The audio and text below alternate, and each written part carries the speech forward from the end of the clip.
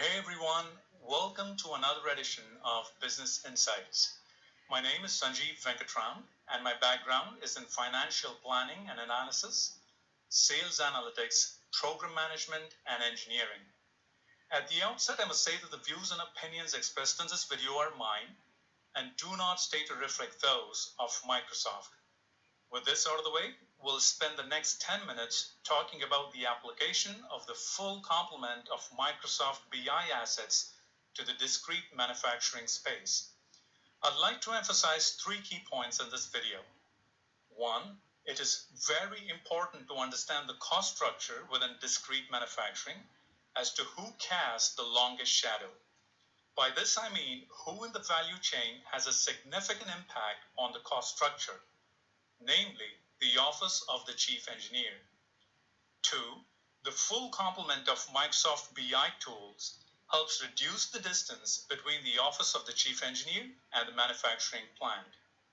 And three, it empowers the design engineers to operate with high efficiency and creativity.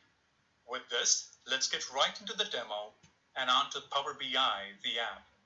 There are three views here: a waterfall chart, a pie chart, and a view highlighted by arrows down below. The waterfall chart shows the typical cost structure of discrete manufacturing. As you can see, the components are material costs, assembly and labor costs, design and development costs, sales, general administration costs, and finally the profit. The numbers here are based on an electronic clock module and are representative. Now, the total sales price of this module is $34 for an assumed sales volume per year.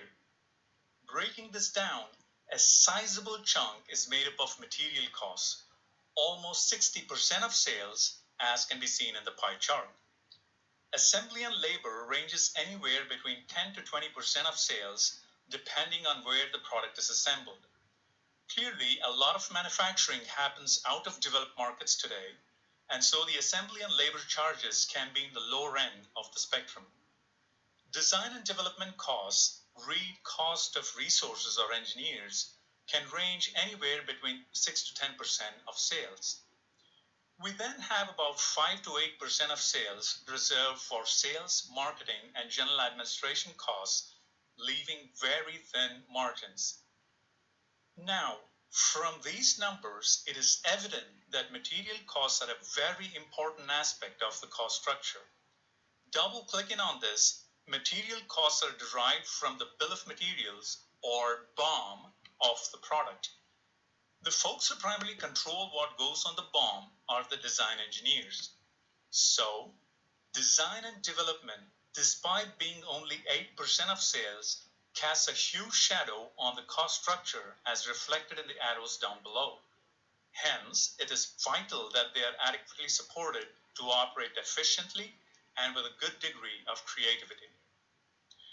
Let's move along and look at a few critical issues facing design engineers. One, the distance between the design office and the manufacturing floor, often as is the case today, is large. The manufacturing floor is far removed from the design house, and I mean literally.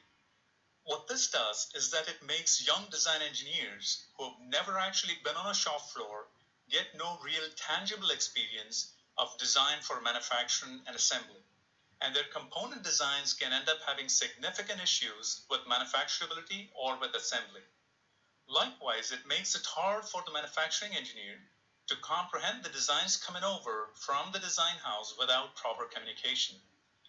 This is critical and can and has led to delays and cost overruns. So let's see how Microsoft assets can address this. As you can see, I'm operating out of the Microsoft Teams app. Microsoft Teams has many tabs, one of which is Power BI, which I, as a design engineer, can easily share with my counterparts on the manufacturing floor. Both I and the manufacturing engineer then see the same bill of materials. Equally easily, I can also share my product assemblies on the computer-aided design system. For any clarifications, the design engineer and the manufacturing engineer can do a one-on-one or have a one-to-many or a group conference call right from Teams. A terrific way to collaborate. This for sure reduces the distance between the design house and the floor. Another issue that design engineers face is being able to customize the bill of materials per specific needs. As an example, grouping components by circuits, type of components, vendors, etc. is a common way of meeting those customizations. This level of customization can be done with relative ease, and let's see how by moving into the backend database integration. So, what I've done here is opened up Excel and brought up Power Pivot, which is an umbrella app of the Power BI suite. From here, I connect to a staging database, SQL, to pull the bill of materials. Note that one could connect to ERP as well, but there might be other sources of data that one needs to refer to, and so I firmly believe in porting data from various sources within the organization into a staging database.